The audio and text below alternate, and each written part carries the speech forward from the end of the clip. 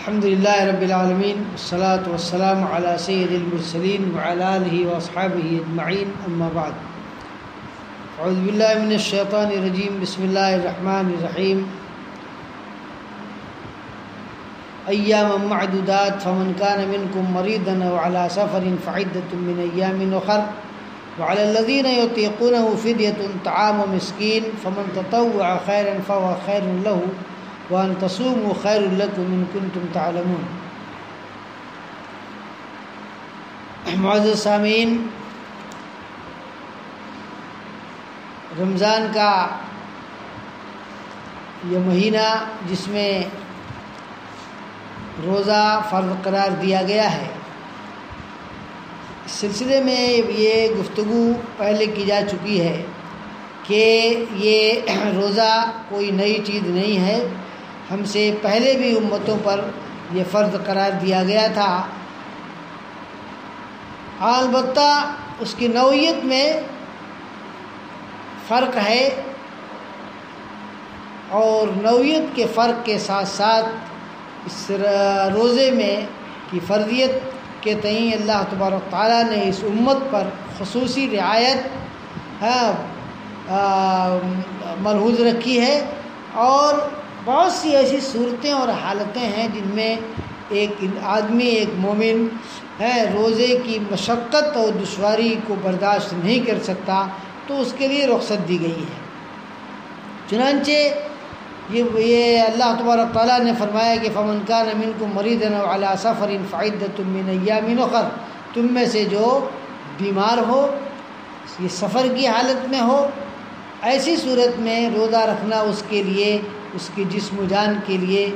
ہے، اس کی اپنی ذاتی حالت کے لیے نقصان دہ ہوگا، تو شریعت نے اس پر جبر و قہر نہیں کیا ہے کہ نہیں ایسی ناگزیر صورتحال میں بھی تم کو روزہ رکھنا ہی رکھنا ہے، روزے سے رہنا ہی ہے، نہیں کہا کہ نہیں، ایسی صورت میں ایسے لوگوں کے لیے چھوٹ ہے،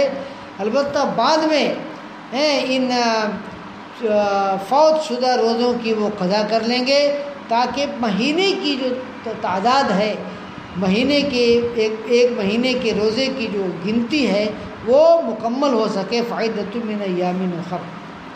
اسی طریقے سے وعلی الذین یطیقونہ فدیۃ طعام مسکین فمن تطوع خیرا فهو خیر له، ان لوگوں پر جو روزے کی طاقت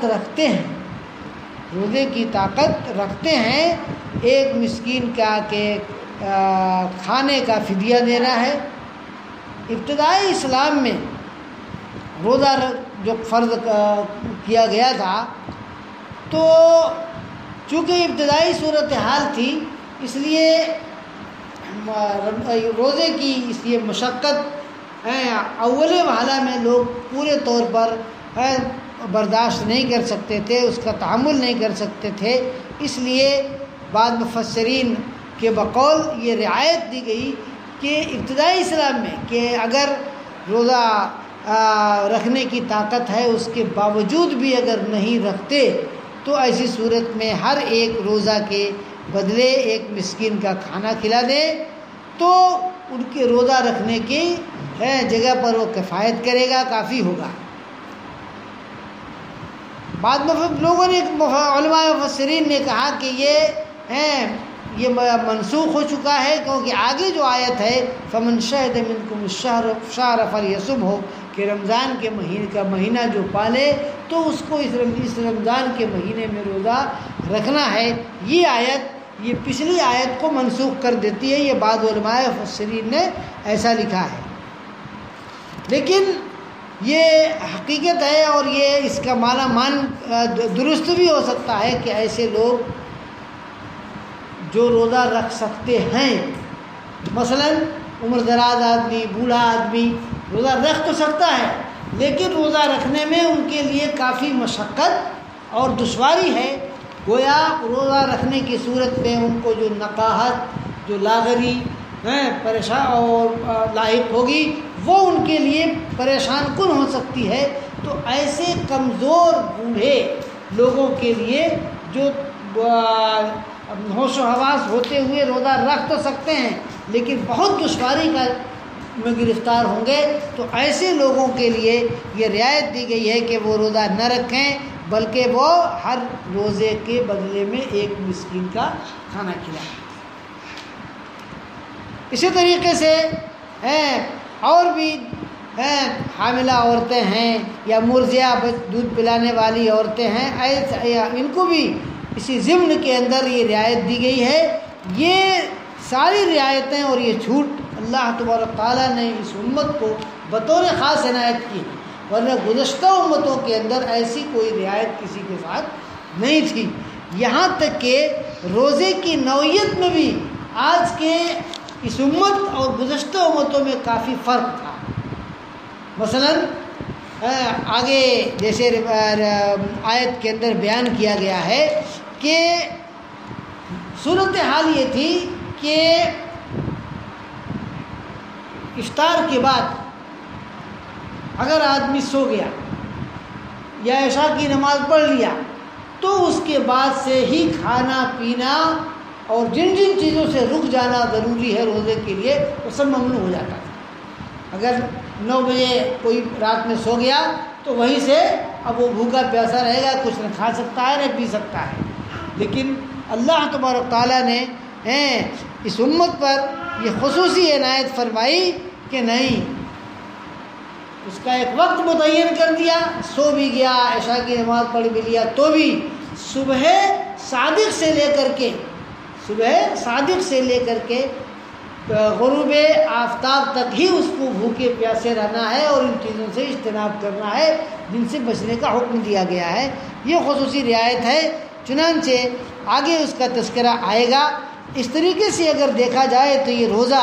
اللہ تبارک تعالیٰ کی اس امت کے اوپر خصوصی عنایت ہے، خصوصی نوازش ہے جو اور دوسرے امتوں پر نہیں کی گئی۔ اس لیے اس عبادت کو ہم کو اپنے لیے مشقت دشواری نہیں سمجھنا چاہیے، بلکہ کار ثواب اور ہر اعتبار سے خیر سمجھنا چاہیے۔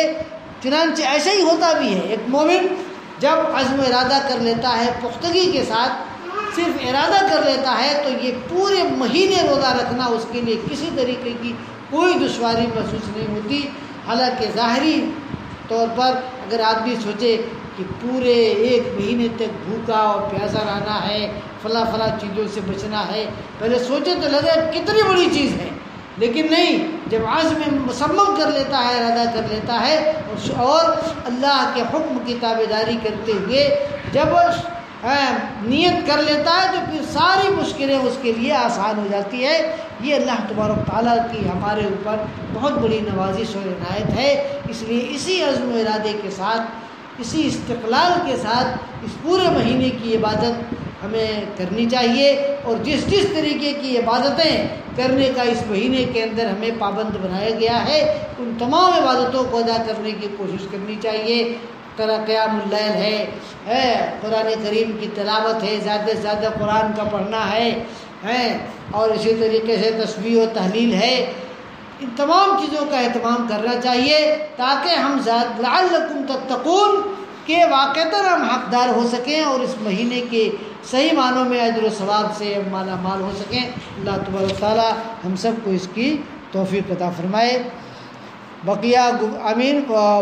گفتگو اس سلسلے میں انشاءاللہ آئندہ کی جائے گی،